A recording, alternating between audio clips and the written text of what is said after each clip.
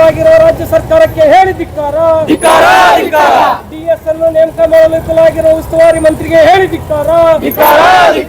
DS ಅನ್ನು ನೇಮಕ ಮಾಡಲು ವಿಫಲವಾಗಿರುವ ಉಸ್ತುವಾರಿ ಮಂತ್ರಿಗೆ ಹೇಳಿ ಧಿಕ್ಕಾರ. ಡಿಎಸ್ ಅನ್ನು ನೇಮಕ ಮಾಡಲು ವಿಫಲವಾಗಿರುವ ಆರೋಗ್ಯ ಮಂತ್ರಿಗೆ ಹೇಳಿ ಧಿಕ್ಕಾರ. ಮಕ್ಕಳ ಡಾಕ್ಟರ್ ಅನ್ನು ಕೆಜಿಎಫ್ಗೆ ವರ್ಗಾವಣೆ ಮಾಡಿರುವ ರಾಜ್ಯ ಸರ್ಕಾರಕ್ಕೆ ಹೇಳಿ ಧಿಕ್ಕಾರ. ಮಕ್ಕಳ ಡಾಕ್ಟರ್ ಶ್ರೀನಾಥ್ ಅವರನ್ನು ಕೆಜಿಎಫ್ಗೆ ವರ್ಗಾವಣೆ ಮಾಡಿರುವ ಆರೋಗ್ಯ ಮಂತ್ರಿಗೆ ಹೇಳಿ ಧಿಕ್ಕಾರ.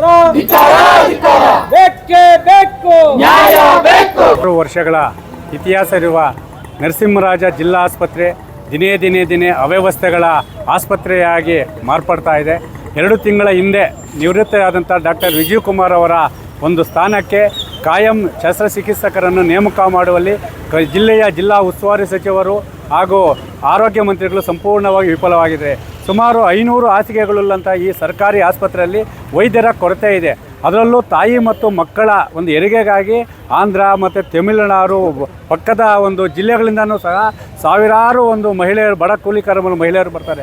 ಅಂತಹ ಸಂದರ್ಭದಲ್ಲಿ ಇನ್ನೂ ಹೆಚ್ಚಿನ 2 ಮಕ್ಕಳ ತಜ್ಞರನ್ನು ನೇಮಕ ಮಾಡಬೇಕಾದ ಸರ್ಕಾರಗಳು ಈ ಕೌನ್ಸಿಲಿಂಗ್ ವಿಚಾರದಲ್ಲಿ ಇಲ್ಲಿಯೇ ಕೆಲಸ ನಿರ್ವಹಿಸಿದ ದಿನದ 24 ಗಂಟೆ ಈ ಬಂದ ತಾಯಿ ಮತ್ತು ಮಕ್ಕಳ ಸಮಸ್ಯೆಗೆ ಸ್ಪಂದಿಸಿದಂಥ ಮಕ್ಕಳ ತಜ್ಞರಾದಂಥ ಶ್ರೀನಾಥ್ ಅವರನ್ನು ಏಕಾಏಕಿ ಕೆಜಿಎಫ್ಗೆ ವರ್ಗಾವಣೆ ಮಾಡುವ ಮುಖಾಂತರ ಇಲ್ಲಿ ಅವ್ಯವಸ್ಥೆಯನ್ನು ಮತ್ತಷ್ಟು ಉದ್ಮನ ಮಾಡುವಂಥ ಒಂದು ವಿಚಾರವಾಗಿದೆ.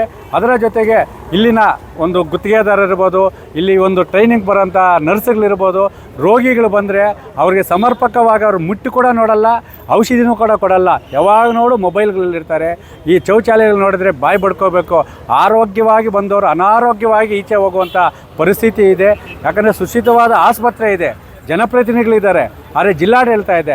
ಯಾರೂ ಸಹ ಈ ಒಂದು ಆಸ್ಪತ್ರೆ ಅವ್ಯವಸ್ಥೆ ಬಗ್ಗೆ ಗಮನ ಹರಿಸ್ತಾ ಇಲ್ಲ.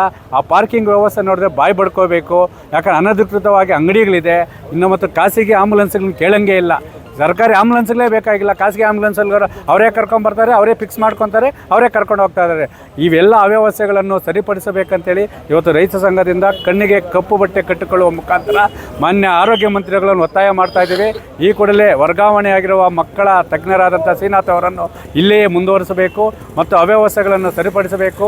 ಅನಧಿಕೃತ ಅಂಗಡಿಗಳು ಮತ್ತು ಈ ಅನಧಿಕೃತ ಪಾರ್ಕಿಂಗ್ ವ್ಯವಸ್ಥೆಯನ್ನು ಸರಿಪಡಿಸಬೇಕಂತೇಳಿ ಮಾನ್ಯರನ್ನು ಒತ್ತಾಯ ಮಾಡಿದ್ದೀವಿ.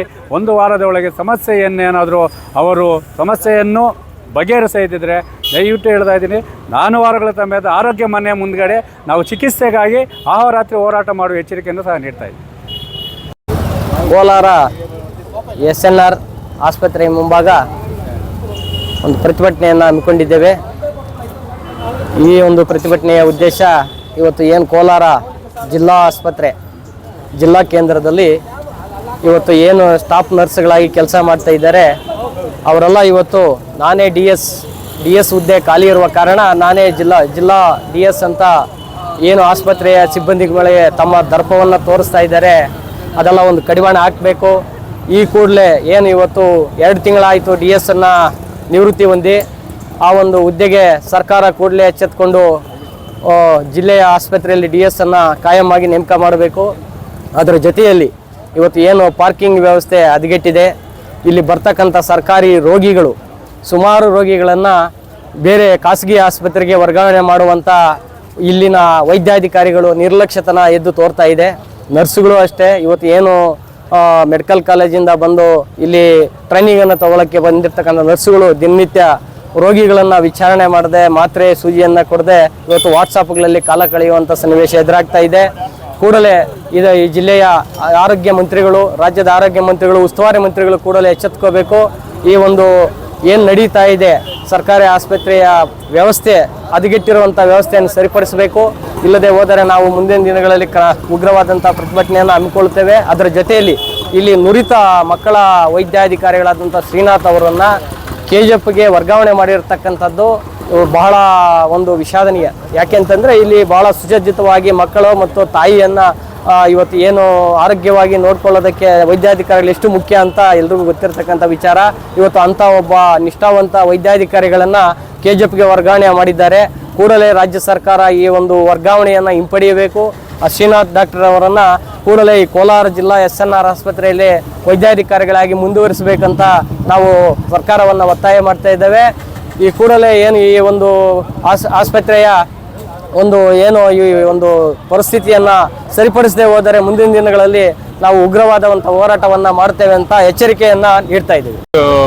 ರೈತ ಸಂಘದ ಅಧ್ಯಕ್ಷರಾದ ಶ್ರೀ ನಾರಾಯಣ ಗೌಡರು ಸುಮಾರು 12 ವರ್ಷದಿಂದ ನನಗೆ ಪರಿಚಯ ಇದ್ದು ಅವರು ಕೆಲವು ಕುಂದು ಕೊರತೆಗಳ ನಮ್ಮ ಗಮನಕ್ಕೆ ತಂದಿರ್ತಾರೆ.